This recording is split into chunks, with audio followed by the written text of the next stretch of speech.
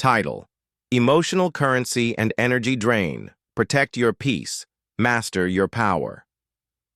Welcome to the battlefield of modern life. Not a battlefield of weapons, but of energy, of emotion, of attention.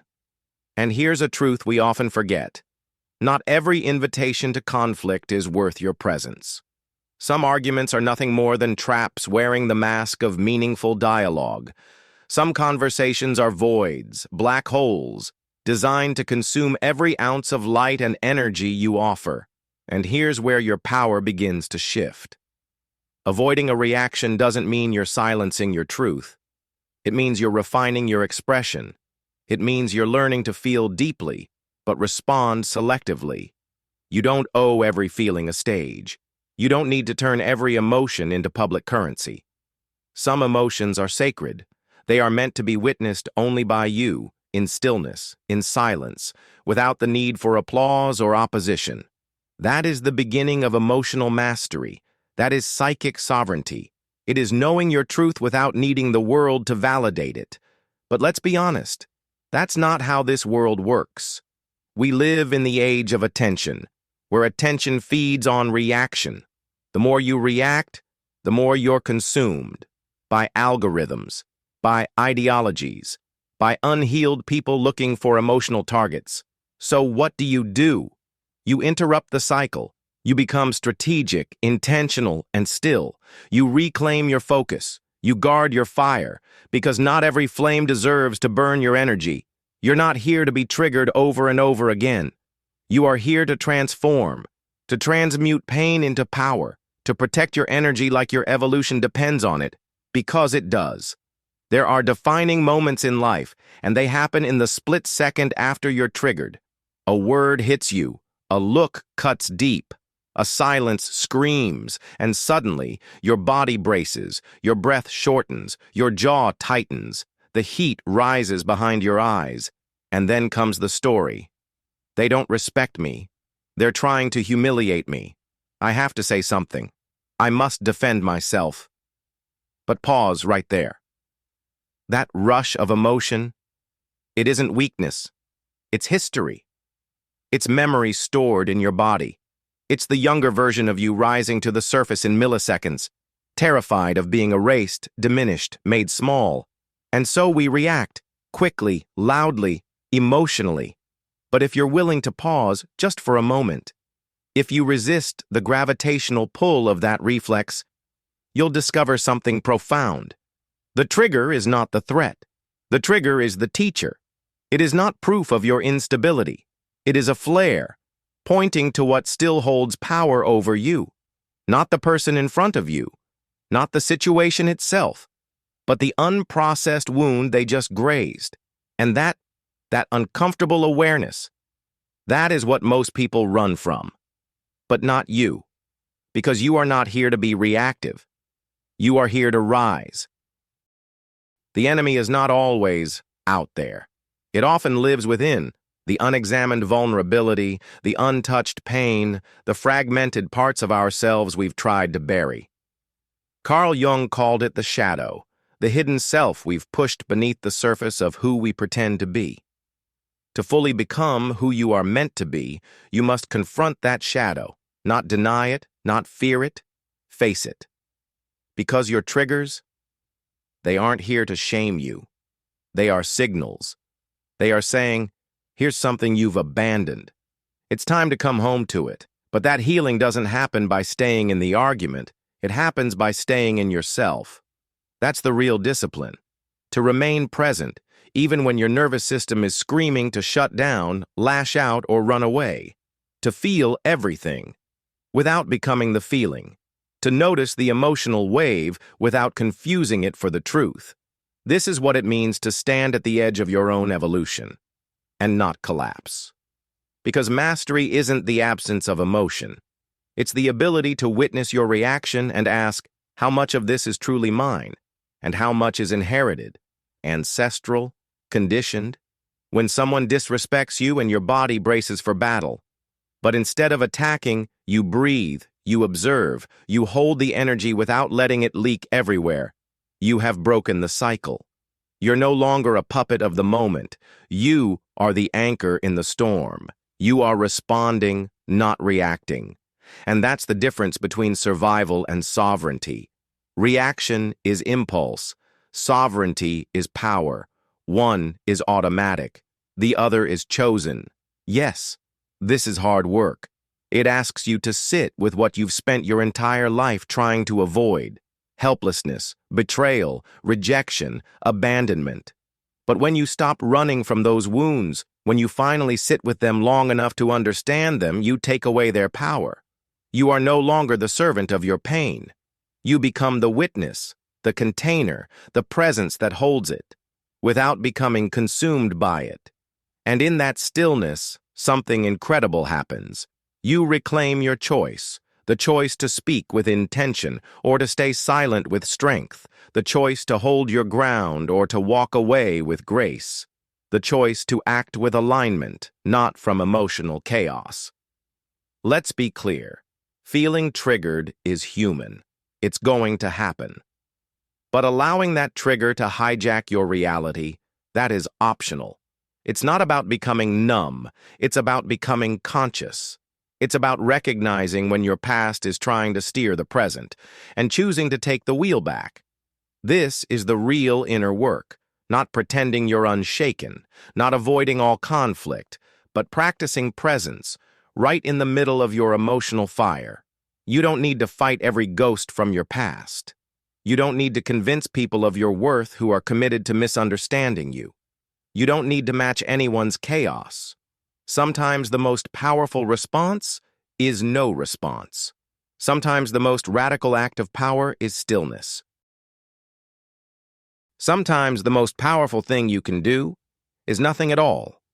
No defense, no over-explaining, no performance, just stillness. A stillness that says, I know who I am, and this moment, this trigger, doesn't get to redefine me. Because true power is not loud. It is calm. It is composed. It is unmoved by the noise that once shook your soul. And in that silence you realize something incredible. The trigger is no longer in control. You are. This is not avoidance. This is evolution. This is self-mastery in motion. And if you ever want to know how free you truly are, don't measure it by how you feel when life is smooth. Measure it by who you become when you're provoked. Because the path to sovereignty isn't paved with perfection. It's forged in fire. In the breath you choose when you'd rather yell. In the silence you hold when domination would be easy. In the inner stillness you create when every part of you wants to break. This is where you meet yourself. This is where you reclaim your power. And maybe you've started to notice this. Sometimes when people look at you, they're not actually seeing you at all. They're seeing a projection, a version of you shaped by their unmet needs, their fears, their past experiences. They aren't relating to your presence. They're reacting to a story they've written about you. And if you're someone who's learned to be adaptable, emotionally fluent, always on for others, you probably became the perfect projection screen, not because you chose it, but because survival taught you to bend before you even knew your own shape. You learned how to scan the room, to sense what people wanted, to adjust yourself to avoid disappointment, to earn closeness by becoming what others needed at the cost of your own authenticity. But let's be clear, that's not love. That's a performance of worth. Because when people are engaging with a projection of you, they're not loving your essence. They're connecting to your utility, to the version of you that keeps their world intact, to the mask that doesn't disrupt their comfort, to the archetype they've cast you in so they don't have to confront their own pain. You become the strong one, the reliable one, the helper, the calm one, the one who doesn't need much, and everything seems fine, as long as you stay in character.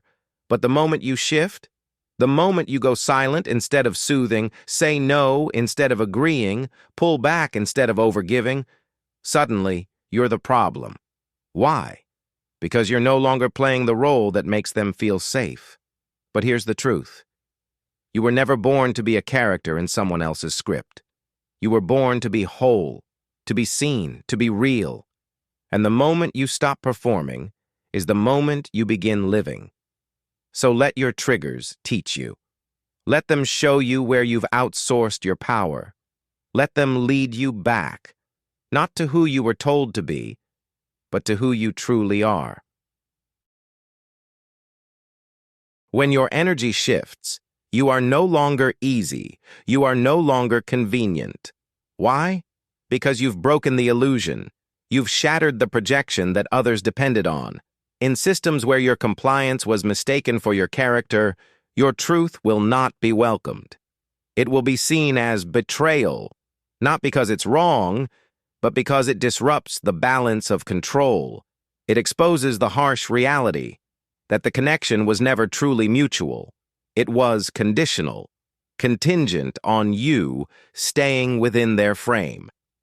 Carl Jung taught us that projection is an unconscious process. People cast the parts of themselves they cannot bear to hold, their pain, their shame, their ideals, onto others. They don't do it intentionally, but automatically. If you're not aware of it, you might confuse being idealized with being loved. But these two are not the same, because love is rooted in truth, while projection is rooted in need. Love liberates you. Projection demands your obedience. And the real danger of being someone's projection? It's not just that they missee you. It's that your identity gets reduced to a single function. You become a role, a symbol, a tool in someone else's emotional economy.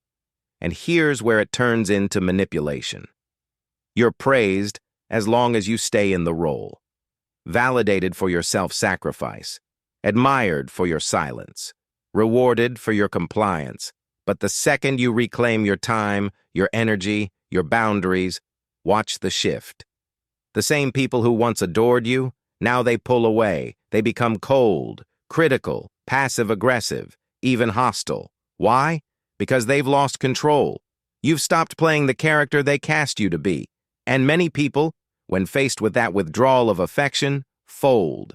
They shrink back into the role, because even false belonging can feel safer than being alone. But at some point, after enough emotional exhaustion, after enough spiritual depletion, you realize the truth. Staying in character costs more than walking off the stage. That's the moment the mask falls. That's the moment you stop being who they wanted and start being who you really are. And yes, some people may leave. They might say you've changed. They might call you ungrateful, selfish, difficult, but something powerful happens at the same time. The projection collapses, and with it, the manipulation dies. Because manipulation needs predictability. It needs your consent, even if that consent is silent, conditioned, or automatic. But the moment you stop performing, you become unpredictable. Not in a chaotic way, but in a sovereign way. You are no longer readable through the lens of their past, no longer moldable by guilt, no longer bendable under pressure. You become a new version of yourself, one who doesn't say yes just to keep the peace, one who no longer trades boundaries for belonging, one who chooses alignment over approval. And yes, this new version of you may unsettle people. But that's okay, because you didn't come here to be understood by everyone. You came here to be true to yourself. This is what sovereignty looks like. Not perfection, not rebellion, but rooted conscious choice, over and over again.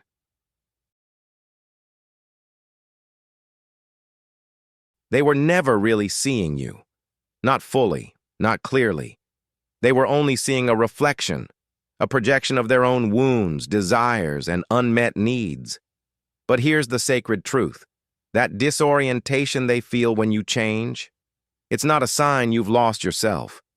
It's proof that you've found yourself. You're no longer playing the part. You're becoming a person, whole, honest, multidimensional. No longer bending to remain digestible. No longer shrinking to fit someone else's comfort zone. This isn't rebellion. This is reclamation. You are not here to be interpreted. You are here to be witnessed, and those who can't or won't were never connecting with you, only with the character they cast you to play. So let the roles fall, let the applause fade, let the version of you that only existed to keep others comfortable dissolve, and in its place, let something deeper rise, something quieter, something truer, something far more powerful. The version of you that no longer participates in your own erasure, the version of you that no longer fears being misunderstood, the version of you that would rather be real than revered, the version of you that is, finally, free. Because silence, when chosen with awareness, is not weakness. It's not retreat. It is a radical act of reclamation. Carl Jung once said, "Everything that irritates us about others can lead us to an understanding of ourselves." But he also understood this.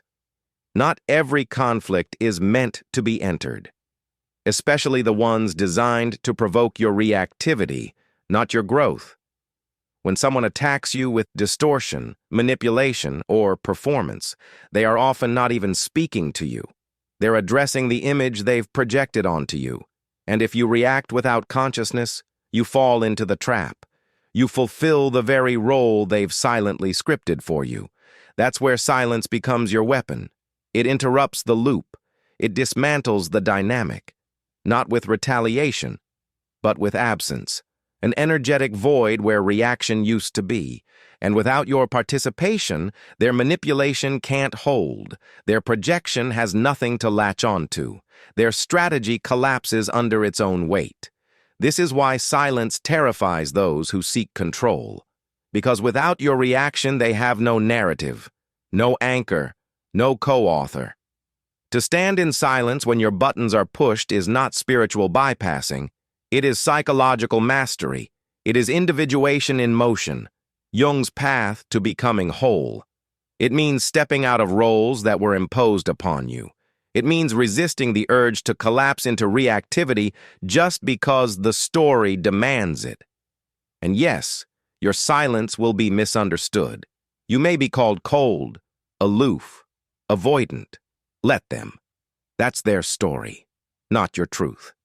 You are not here to be reshaped by someone else's discomfort. You are here to see clearly, because there is a rare and sacred strength that comes not from shouting, but from sitting still long enough to observe, long enough to discern, long enough to know. Lucid silence is not the silence of defeat. It is not withdrawal. It is not apathy. It is the silence of the awake, the clarity of someone whose mind no longer races to defend, to prove, to perform. It is the stillness of the sovereign soul who knows that not every moment demands articulation. Some moments require only this, observation. In the sacred space between trigger and response, there lives a freedom, a clarity, a power. But you must be still enough to claim it. Because when you speak too quickly, you don't just lose your peace. You lose your power.